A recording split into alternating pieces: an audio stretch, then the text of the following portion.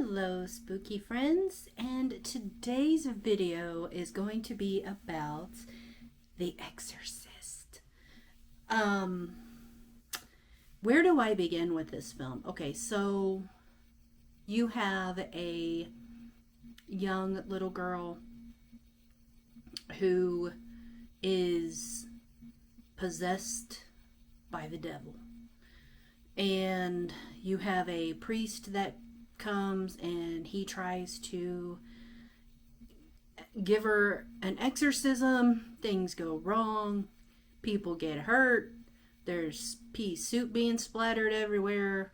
There's curse words being screamed. Heads are turning.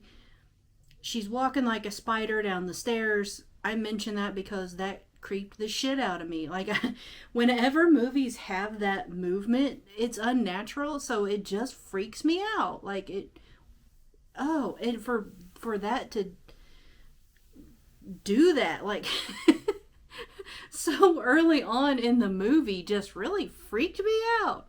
Movie came out in the 70s, and Exorcist was a film that people had never seen anything like it before. I mean, there was horror movies before then, of course, but nothing as extreme as The Exorcist. And for the time period, they believed, that watching that film, that it was totally believable. Like, yeah, that could happen. Yeah, those events could happen. They really could.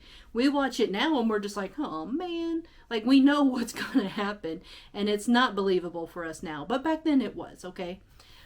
Because they had never seen anything like it before.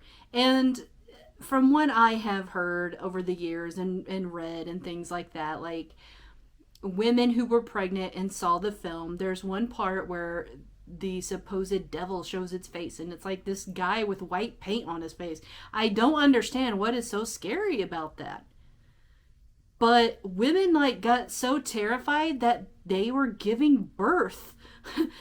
When they showed that scene, it scared them so bad they went into labor. People passed out. People got up and left. People were terrified. There was mass hysteria.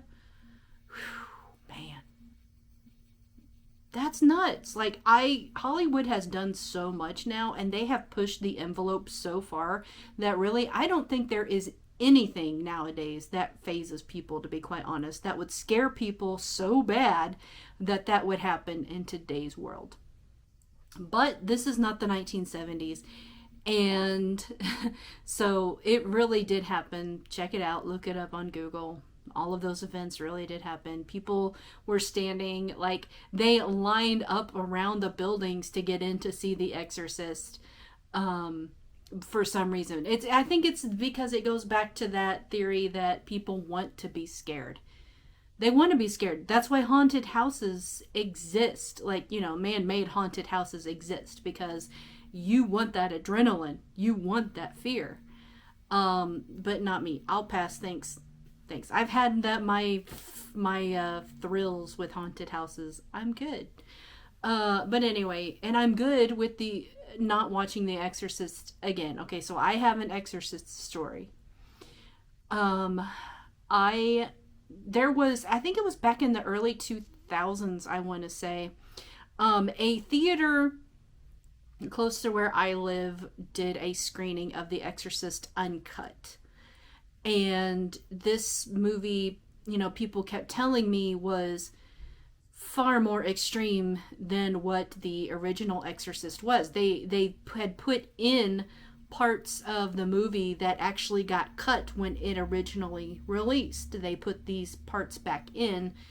And this theater was only showing it for a certain amount of time, and me being a horror movie fan like I had to go see it. I had seen the original Exorcist like a million times, so I'm just like, okay, yeah, what? So what? Like, that movie doesn't faze me, except when she's walking like a spider down the stairs. That's the only part that scares the crap out of me. Well, before I saw Uncut. So I'm watching the movie and everything, and I'm not sure how far into the movie this one scene is, but I feel like it for me, it pushed the envelope for me, and I got up and walked out. I thought it was not necessary for that film. I get it that they really wanted to show that the devil was present in that room and in that little girl. I get it, but they didn't need to go to that extreme. That was not necessary. I felt it was disgusting. It infuriated me. It made me want to throw up. And all I'm going to say is it involves a cross. That's all I'm going to say. And if you've seen it, you know what I'm talking about. I did not appreciate that part of the movie. And after that, I said, nope, no more. I'm done. And I got up and walked out of the theater and never looked back. And I have never seen the movie since. I don't own the DVD. I don't wish to watch the movie. After that, I just washed my hands of the whole thing. The only reason why I'm talking about it now on my channel to you is because it is a horror cult classic. This is October, and I believe that it is streaming on most services, I do believe. If not, you can look it up and find out where you can find this movie. It's not hard to find. In fact, I think I was at a grocery store, like one of the big superstores, and I saw it in like their horror movie section on DVD. To me, and I don't know if it was the regular movie or if it was the uncut part. I don't know. I'm not sure. But I just know that that movie really struck a chord with me bad.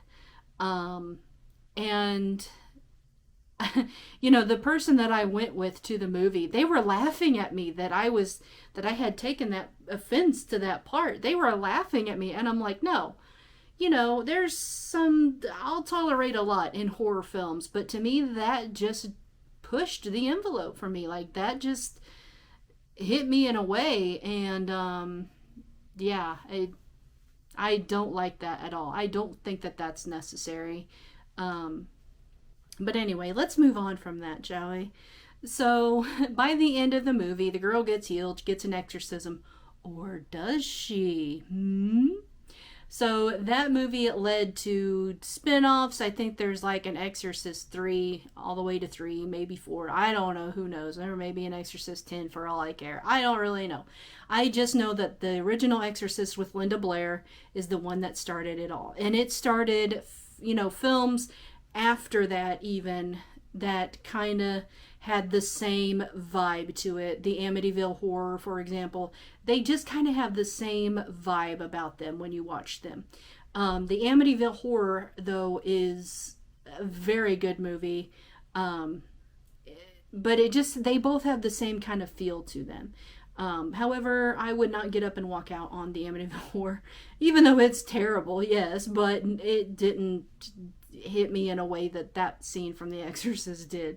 So anyway, I'm going to end the video on The Exorcist now because really that's all I have to say about it.